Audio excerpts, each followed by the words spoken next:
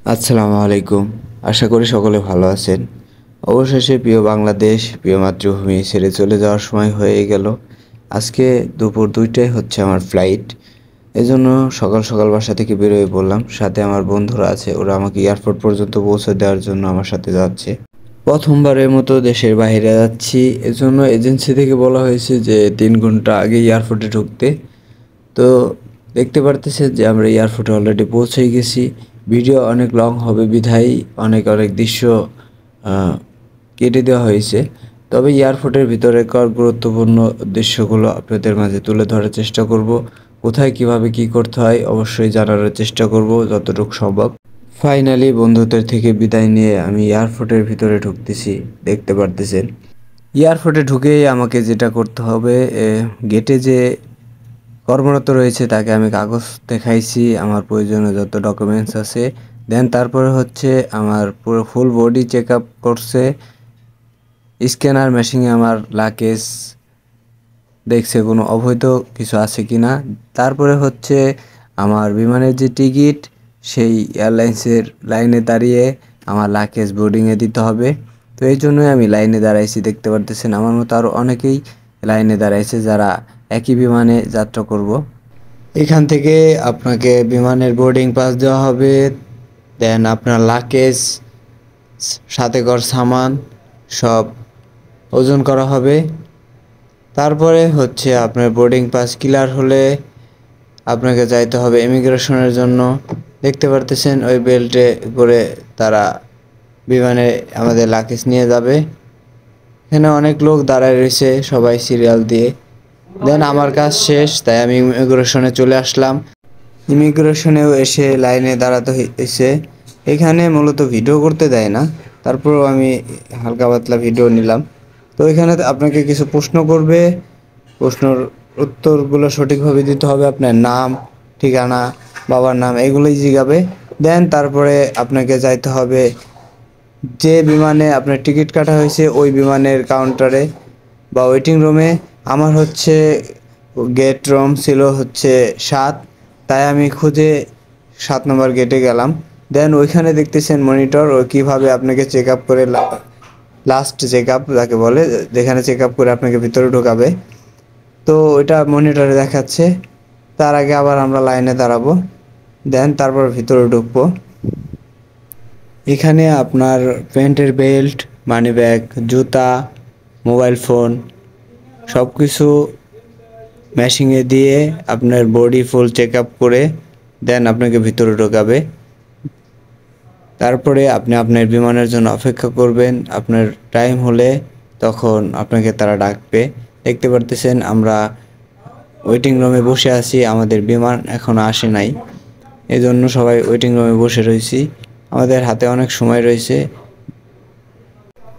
অনেক নতুন লোক আছে আমার মতো, যারা অনেকটা নার্ভাস ফিল করেন। আসলে নার্ভাস হওয়ার কিছু নাই। এখানে যদি কোনো রকম কোনো সমস্যা হয়, ভিতরে হেল্প ডেস্ক বক্স রয়েছে যেখানে আপনাদের সাহায্য করার জন্য বসে থাকে। দেন অতি অপেক্ষার পর চলে আসলো আমাদের বিমান ইন্ডিগো। এই বিমানে করেই আমাদের যাত্রা শুরু হবে। তো দেখতে পারতেছেন সে ধীরে ধীরে আগায় আসতেছে। তো যে কথা বলতেছিলাম যে নার্ভাস হওয়ার মতো কিছু নাই, আপনাদের হেল্প করার জন্য এয়ারপোর্টে অনেক লোক রয়েছে। যদি না বুঝে থাকেন, আপনার সহযাত্রী যারা একসাথে ভ্রমণ করবেন এদের সাথেও কথা বলে হেল্প নিতে পারেন।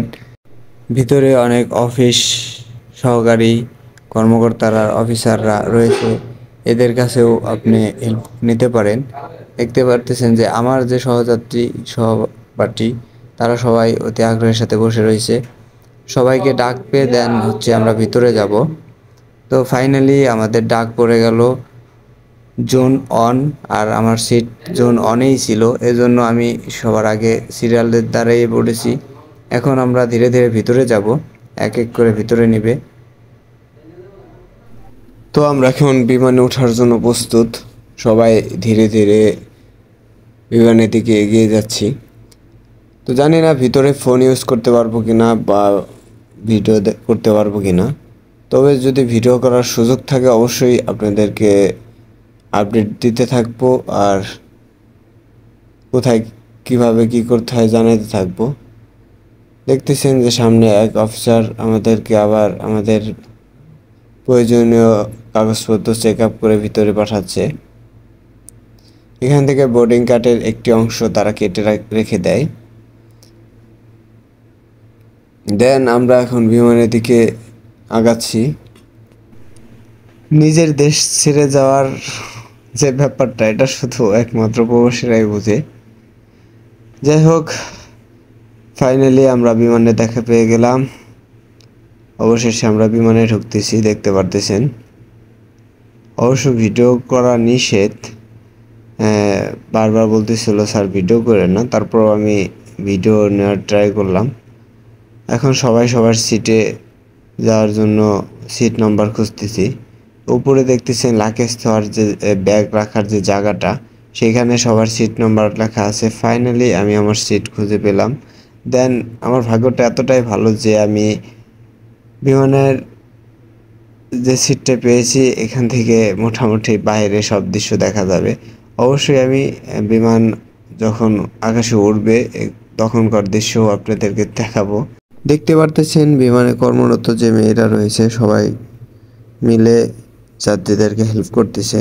যারা সিট খুঁজে পাচ্ছে না তাদেরকে সিট দেখাচ্ছে। দেন যাদের ব্যাগ রাখা হয়েছে রাখতেছে, যাদের রাখা হয় না তাদেরটা রেখে দিচ্ছে।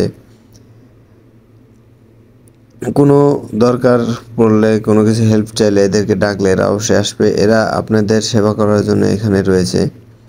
তো ফাইনালি আমার অনেক ইচ্ছা ছিল যে আমার সিটটা যেন জানালার কাছে পড়ে, যাতে আমি বাইরের দৃশ্যটা উপভোগ করতে করতে নিজের প্রিয় বাংলাদেশ, প্রিয় জন্মভূমি থেকে চলে যেতে পারি। তো আমার এই ইচ্ছাটাও পূরণ হয়ে গেল। দেখতে পারতেছেন যে আমি আমার সিটটা ঠিক জানালার কাছেই। আর আমার সাথে যারা বসে এরাও অনেক ভালো ভাই ব্রাদার। আসার পরে এদের সাথে পরিচয় হয়েছে। এরাও অনেক মানবিক, এদের কথাবার্তা অনেক সুন্দর। তো এদের সাথেই সৌদি আরব পর্যন্ত যাত্রা, দাম্মাম পর্যন্ত ইনশাল্লাহ। এখন আমাদের বিমানটি আকাশে ওড়ার জন্য প্রস্তুত, সামনের দিকে এগোচ্ছে, ধীরে ধীরে উপরের দিকে উঠবে। আর প্রিয় মাতৃভূমি, প্রিয় বাংলাদেশ,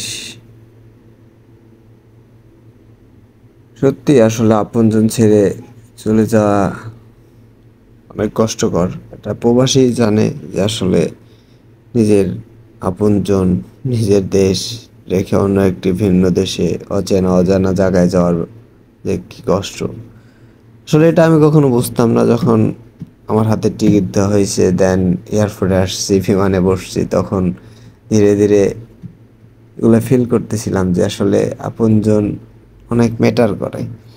যাই হোক, দেখতেছেন যে প্রিয় বাংলাদেশটা উপর থেকে কত সুন্দর দেখতে।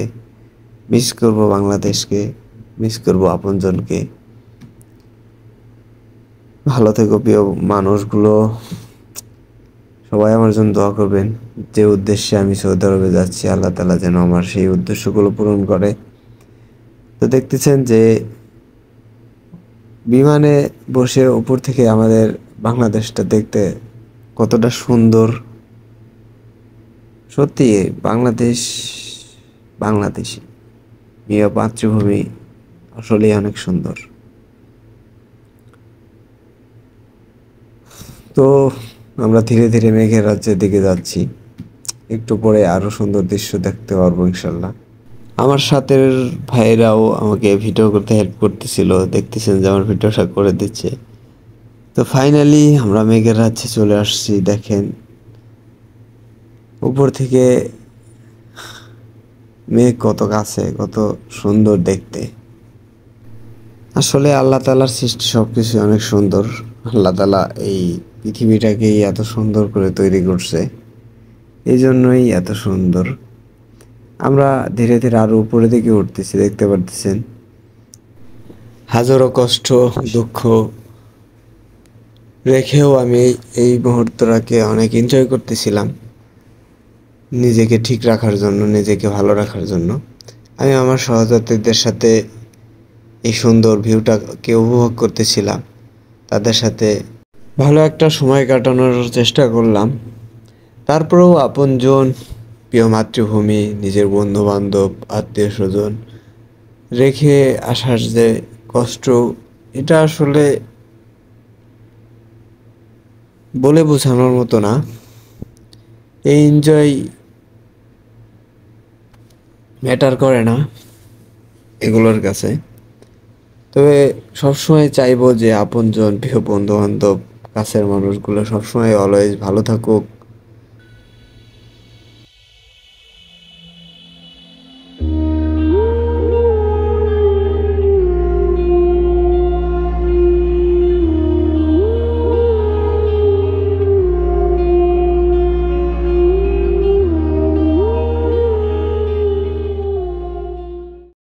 বিমান থেকে আমাদেরকে কফি দেওয়া হয়েছে। কেউ যে যা খায় আর কি, কেউ জুস চেয়ে নিয়েছে, কেউ কফি। তো আমি ভাবলাম হালকা মাথা ব্যথা করতেছে, তাই কফি খেয়ে দেখি কিছুটা ভালো লাগে কিনা। দেন কফি খেতে খেতে আকাশের ভিউ দেখতেছিলাম। তার কিছুক্ষণ পরে আবার একটি স্যান্ডউইচ দেওয়া হয়েছিল।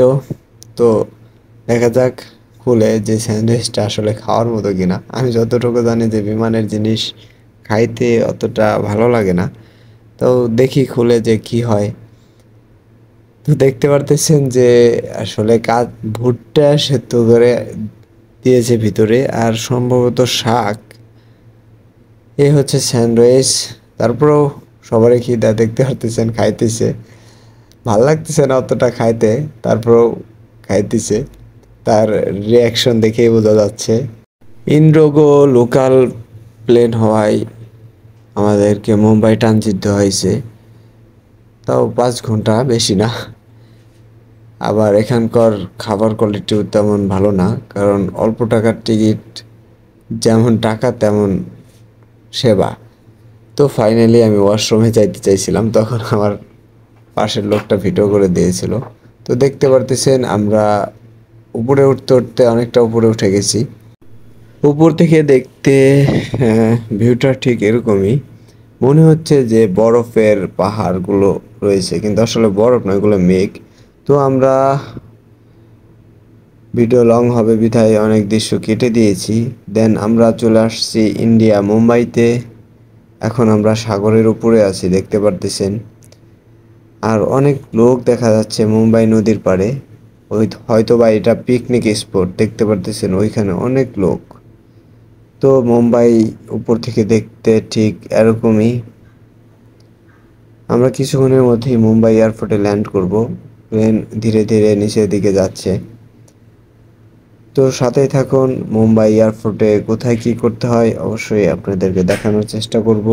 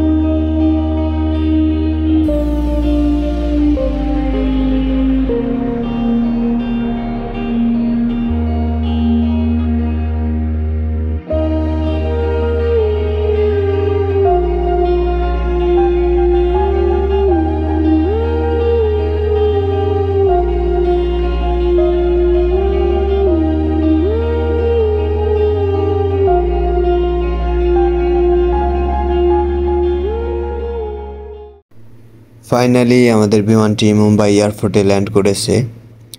তো এখনই থেমে যাবে।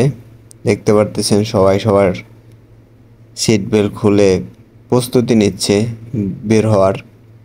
তো আমিও সিট বেল্ট খুলে বের হওয়ার জন্য উঠে পড়লাম। সর্বপ্রথম উপর থেকে আমার ব্যাগটা পারতে হবে। দেন কাগজপাতি ঠিক করে সবাই বেরোনোর জন্য লাইনে দাঁড়াইছে। তো আমি আমার ব্যাগটা বের করলাম, আমার সাথে জ্যাকেট রাখছিলাম, কারণ মুম্বাইতে শীত লাগবে আর আমার দাম্মামে যাইতে অনেক রাত হয়ে যাবে। দেখতে পারতেছেন যে বিমানওয়ালীরা সবাইকে থ্যাংক ইউ জানাচ্ছে। দেন আমরা বিমান থেকে বের হয়ে পড়লাম। সামনে আর একটা বিমান দেখতে পারতেছেন, ইন্ডিগো। ওটাও যাত্রী উঠতেছে, ওটাও কিছুক্ষণের মধ্যে আকাশে উড়বে। তো আমরা এখন মুম্বাই এয়ারপোর্টে ঢুকতেছি ভিতরে, সবাই লাইনে। তো ফাইনালি আমরা এখন মুম্বাই এয়ারপোর্টের ভিতরে। সামনে দেখতেছেন ইমিগ্রেশন। এখানে মুম্বাইয়ের যে সেনা কর্মকর্তা রয়েছে এরা আসলে আমাদেরকে চেক আপ করতেছে। সবার প্যান্ট বেল্ট খুলে মেশিনে দিয়ে দেন।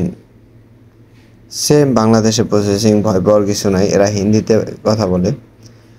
তো আমরা এখন নিচতলা থেকে উপরতলায় যাইতেছি লিফটে। আর উপরতলার ভিউটা ঠিক অনেক সুন্দর, দেখতে পারতেছেন ডেকোরেশন, জুয়েলার্সের দোকান, ঘড়ির দোকান, অনেক রকমের দোকান রয়েছে। কিন্তু দুঃখের ব্যাপার এটাই যে এখানে বাংলা টাকা চলে না, আর বাংলা টাকাকে রুপিয়ায় কনভার্টও করা যায় না। আমি অনেক চেষ্টা করছিলাম। দেন আমরা আমাদের গেট নম্বর খুঁজতেছি। আমাদের গেট নম্বর ছিল হচ্ছে 71। তো গেট নম্বর খুঁজে ওখানে যে আমাদের বসতে হবে। এই মুম্বাই এয়ারপোর্টে আমরা 4 ঘন্টা 52 মিনিটের মতো থাকবো। তো ফাইনালি মুম্বাই এয়ারপোর্টে আমরা 5 ঘন্টা 5.5 ঘন্টা কাটাই ফেলছি, কারণ আমাদের বিমান আসতে লেট করছে। দেন তারপরে আমরা কাউন্টারে আমাদের পাসপোর্ট, প্রয়োজনীয় কাগজপত্র দেখাইলাম। তারপরে বিমানের অপেক্ষা করতেছি। দেখতে পাচ্ছেন যে সামনে আমাদের বিমানটি চলে এসেছে। তারপরে আমরা বিমানের উদ্দেশ্যে সামনে এগোচ্ছি। মুম্বাই এয়ারপোর্টে অনেকটা শীত লাগতেছিল, তাই সাথে রাখা জ্যাকেটটা পরে নিলাম। আমার সাথের লোকেরাও অনেকেই জ্যাকেট এনেছে, তারাও পরেছে। তো এখন আমরা বিমানে ওঠার জন্য প্রস্তুত। বোর্ডিং কার্ডের যে অংশটা থাকে এখান থেকে রেখে দেবে, দেন আপনাকে বিমানে ওঠার পারমিশন দিয়ে দেবে। তো আমার সব কাজ কাম কমপ্লিট করে বিমানে উঠে পড়লাম। এখনও আমি সেই জানালার কাছে বসছি, কারণ এটা আমার সিট ছিল না। আমার সিট ছিল হচ্ছে সি, আর এ যে সিটটা ছিল সেটা ছিল এক আঙ্কেলের। সে আমি ভিডিও করবো বিধায় আমাকে সিটটা দিয়ে দিয়েছে, সে আমার সিটে বসেছে। এখন আমাদের বিমানটি আকাশে উঠতেছে, দেখতে পারতেছেন। এটা হচ্ছে মুম্বাইয়ের রাতের দৃশ্য। উপর থেকে আসলে রাতের দৃশ্যটাও উপভোগ করার মতোই। সব লাইটগুলো দেখতে কতটা সুন্দর লাগতেছে দেখেন। সত্যি কিছুটা সময় মনটা ভালো হয়ে গেছিল এরকম দৃশ্য দেখলে। কিছুটা সময় ভালো থাকতে পারছিলাম। দেন দৃশ্যটাকে উপভোগ করতে করতে এখন দাম্মামের দিকে রওনা দিয়েছি। সাথেই থাকুন, আরও সৌদি আরবের এয়ারপোর্ট আপনাদেরকে দেখানোর চেষ্টা করব।